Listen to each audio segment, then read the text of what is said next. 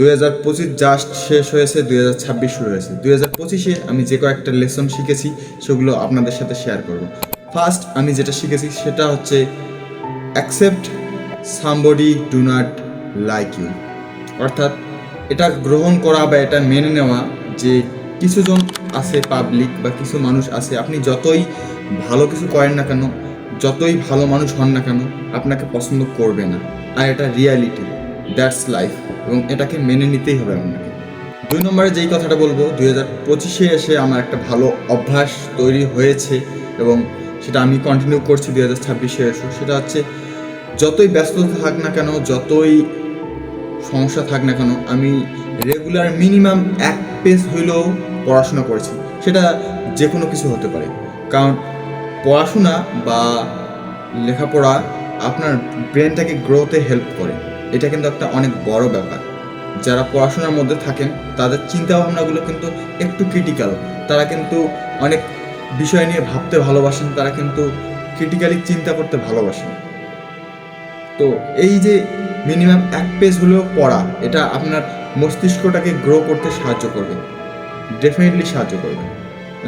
Third point যেটা আমি 2025-এ এসে আমার শেষের দিকে শিখেছিলাম বা রিয়েলাইজ করেছিলাম, সেটা হচ্ছে ফরগিভ পিপল। মানুষকে ক্ষমা করতে শিখুন।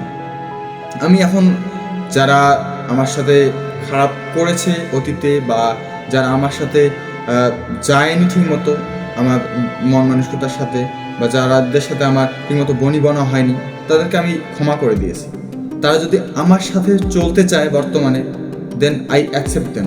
আর যদি তারা চলতে না চায় তাহলে লেট দেম গো, তারা তাদের মতো চলে যাক, আই ডোন্ট কেয়ার।